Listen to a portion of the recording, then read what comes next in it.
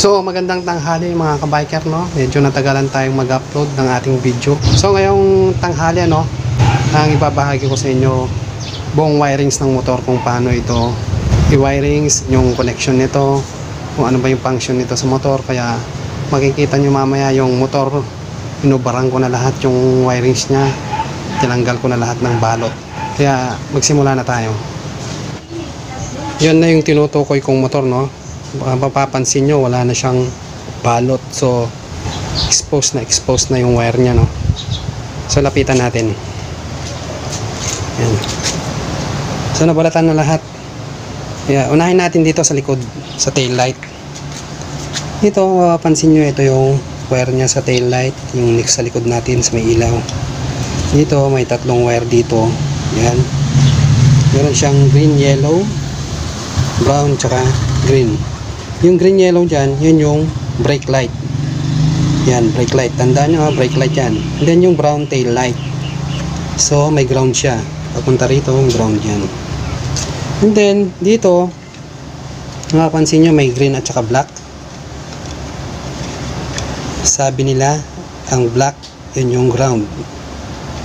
So totoo naman, dahil ipapakita ko sa inyo dito sa motor na to, China, yung black is nakakonekta sa green. Yan. So huwag tayong babase sa black lagi na ground, kasi hindi naman talaga ang totaling ground ay black, green lang. Siguro nga sa ibang motor black. Kung mapapansin nyo, may mga signal light na makabago, meron siyang black tsaka red. Diba ang ngalan yung ibang kulay magkaiba. So yung black doon, yun yung ground. Kung mapapansin nyo rito, kinabit rito siya sa ground. Kaya ground. Kaya sinasabi nila ground na kaagad yung black. Pero ang totaling, ang talagang totoo na ground is yung green. Ginamit lang sa dulo yung black. So yan, no. And then yung green, siya yung kinabit na naging positive siya. Ayan. Ito, kinabit siya dun sa sky blue, na kung saan ang sky blue, yan yung right turn signal natin. And then yung orange, yan yung left turn signal. So tingnan natin yung wire niya pababa. Ayan. So lumabas siya rito, no. Ayan. Yung sky blue tsaka orange na yan na yung left turn at saka right turn signal natin. So bumaba itong green yellow. Kung mapapansin nyo, ito na yung brake light na sinabi ko doon sa dulo. Ito, brake light, pababa siya. Ito na siya. Ayan, meron siyang naka-splice na isang wire. Ayan, meron yung diretsong wire papunta doon. And then meron yung pumunta rito. So susundan natin yun. Ito siya. Bumaba siya rito. And then may connector siya. Yun. Susundan natin hanggang doon. Pumunta siya doon sa sulok. Pumunta siya sa kabila. And then tingnan natin sa kabila.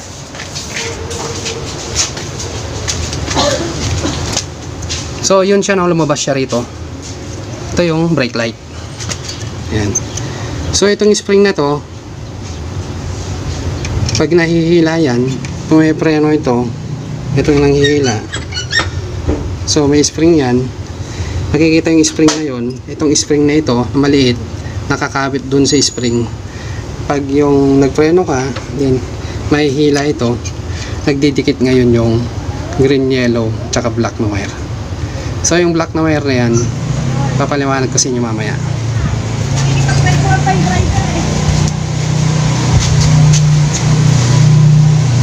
So napaliwanag ko na, no. Ayan. So bago tayo bumaba dyan, papunta doon, dito naman tayo sa starter solenoid or starter relay. So yan ang itsura nya, no. Ayan. May wire siya doon sa may likuran yun. Yellow, red. Mapapansin nyo. Yun. Yellow, red, tsaka green. Green, red. Ayan. Doon siya pababa. Bababa siya, no. Yan, pababa. Ito yung wire nya. Ito. Pababa siya. Yun. Yellow, red, tsaka green, red. So ikakabit nyo lang dun sa kaparehas niyang wire. Pagdating dito may connector siya. Dito nawala na yung connector niya, sa nakatape na lang siya. Yan. Yan ang connection niya papunta ron. So makikita natin to mamaya dun sa papunta dun sa may push button. Yan. Kasi nga relay yan, starter solenoid. Ang starter solenoid siya yung nagpapagana ng starter natin. Siya yung nagpapaikot yan through the battery. May bahagi din tong starter solenoid natin dito sa starter. So may dalawang wire yan, red tsaka black. Tong black, unahin muna natin, papunta siya sa, ikot siya. Yan, ito. Yun. Ayun na siya sa starter. Ito. Yan. Ayan siya. Ito na. Naka-cap niya to. So yun. Ayan siya. Ayan. And then yung red naman, ito yung mataba para sa battery. Positive. Dun sa positive. So may washer to. Parang tulong, parang ganito. Nakakabit sa battery. Although walang battery dito, yan yung sa positive, and then yung sa negative. And then may itong red wire na to, may naka-splice na red din. Ito yung fuse. Yung fuse sa loob.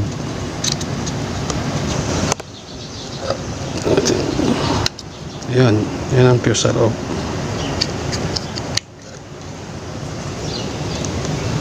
So yung fuse na yan, puputok lang yan pag maling wiring natin. So nauuna dito bago maapektuhan yung battery or ibang parts. Yan, mapupundi yan yung bulb yan pag maling wiring natin. So yan. Then baba naman tayo. Diyan na yung mga wire nya. Baba tayo rito sa stator naman tayo. Sa stator may 5 wire. Ito 5 pins sa stator. Meron siyang 5 wires. Meron siyang pink, blue, white, red, black, yellow, tsaka green, white. So unahin muna natin yung pink at tsaka yellow. Yan. Yang pink at tsaka yellow from stator, susundan natin yun siya. Yun yung wire, pakyat, papunta siya ng may connector dito, dumiretso siya doon, yellow, pink, papunta siya ng rectifier. So hindi na tayo malilito, papunta na siya sa rectifier yung pink at saka yellow. So yung yellow dyan, ito yung light coil. Yung pink, interchangeable ng white. Minsan white, minsan pink. Yan yung charger sa may charging system. Itong supply ito ng supply sa rectifier to para use sa charging system niya. Then sa ima-manage ng rectifier. So itong natirang wire, blue white. Itong blue white, pulser, trigger, pickup. Yan ang mga tawag diyan. Makikita niyo yan sa flywheel. Didikit yan dun sa may bukol ng flywheel sa gilid. Yun yung didikit. May magnet tong pickup na to. Dun siya dumidikit sa bukol. So nagtra-transmit ng current yan. Then ito, red, black. Ayan. Papunta yan dun sa CDI, primary coil. And then green, white. Understood na, ground na yan, green. So yung green, red, black, tsaka blue, white, papunta lahat yan sa CDI. Kita nyo, sa CDI. Yan, papunta lahat yan sa CDI. So DC to, no? Itong nilagay kong CDI, DC, kasi malaki. DC CDI yan. And then itong dalawang wire na papunta naman doon, unahin natin yung black, white. Alam nyo naman siguro to, kill switch, no? Kill switch, papunta ng, yan, sumuot siya doon. Then lumabas siya rito sa susian. Yan, black white. Yung black white, tsaka makikita nyo may green dyan. Pag magdidikit lang yan, green tsaka black white, pag switch off na natin yung susi natin, ibig sabihin hindi na natin binalik na natin, pinatay na natin yung engine, magdidikit ngayon yan. So pag nagdikit yan, patay yung makina, kaya kill switch tawag niya. Yan, kung mapapansin nyo dito sa banda rito, iba yung kulay, hindi siya pares na kulay. So aware lang kayo kasi meron yung mga connector na ibang kulay. So magbe-base kayo dun sa dulo, sa dulo sa dulo. Ito katulad nito, black and white. Hanapin nyo rin sa black and white ng CDI. Yan, huwag kayo magbe-base dun sa mga connector pag hindi pa kayo sanay sa pagwa-wirings. Yan, ibang kulay yung connector nyo, kikita nyo, may yellow, may white, nakadikit din sa ano. Balik tayo sa CDI. And then, ito, yung yellow, black. Yan. Kung mapapansin nyo, iba ng kulay dito. Dinugtong ko na lang yan dahil nawala yung karugtong niya. Papunta ng ignition coil. So, yun. Ignition coil. Yan. Nakahinang na siya dyan. Yan. Yan yung yellow, black. And then, mayroon siyang kasamang ground. Yan. So, tapos na tayo sa CDI, no? CDI, yun naman yung nag-i-ignite sa ating spark plug through ignition coil. Yan, siya kaya nga capacitor discharge ignition, kaya nag-i-ignite siya. Then, punta naman tayo sa rectifier, regulator rectifier. Kanina, yung yellow at saka pink, nabanggit na natin yan at napaliwanag natin yan. So, ang natitirang wire, green, black, tsaka red. Unahin natin yung green, understood na ground na yan. Yan. So, dito, makikita nyo, puro ground dyan. Maraming sinamahan na parts yan. Kaya, rumpulan sila dyan.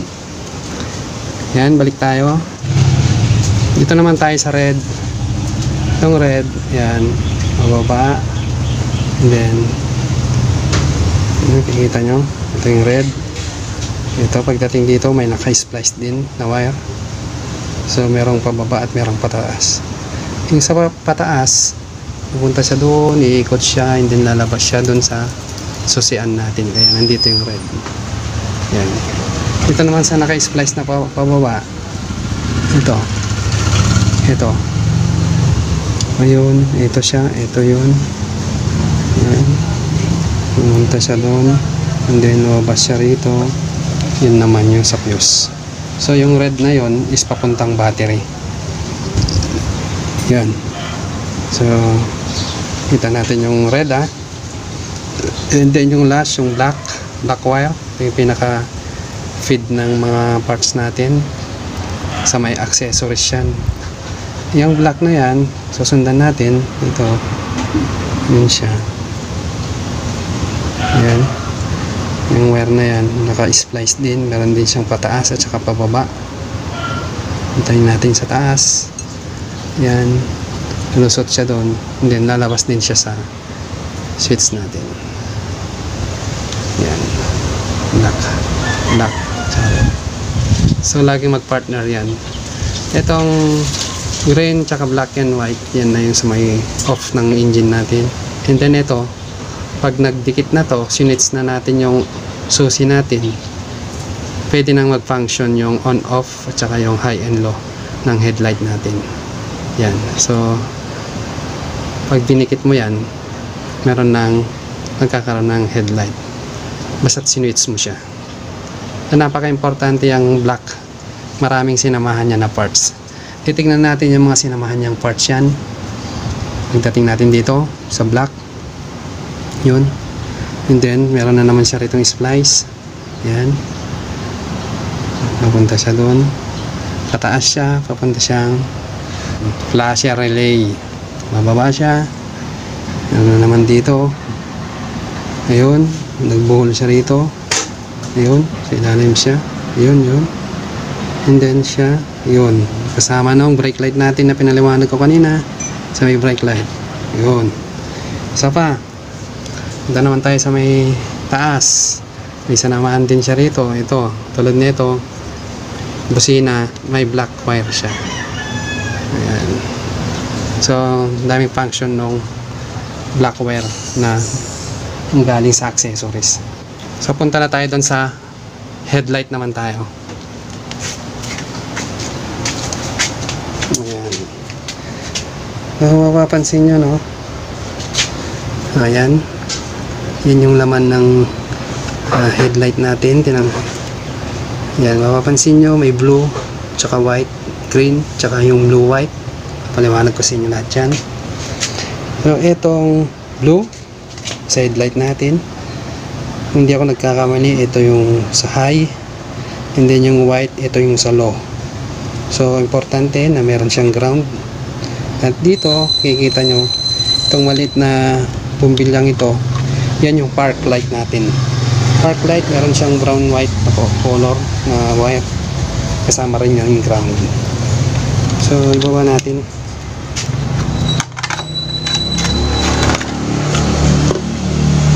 Dito naman tayo, unahin naman natin yung on-off ng ating headlight, na kung saan napapansin nyo, daming wire, no? Ayan.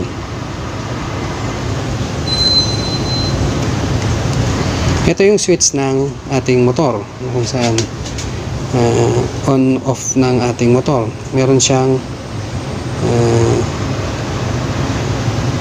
dito may mga nahalong sky blue tsaka orange, which is the sa signal light yan. Pero bakit nandito yan? Yung sa kabila naman yung signal light. Yan. Nasa kabila naman yung signal light. Yan. Meron din siya nun.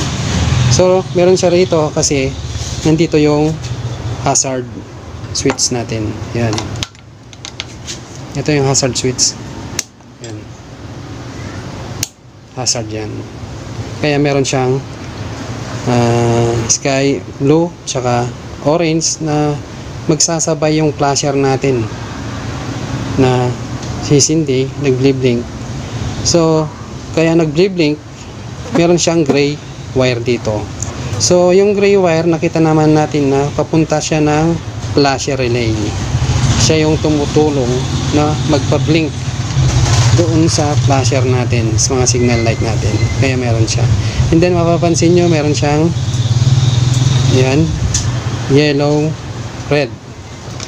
Papunta naman yan ng starter solenoid or starter relay. So may push button dito.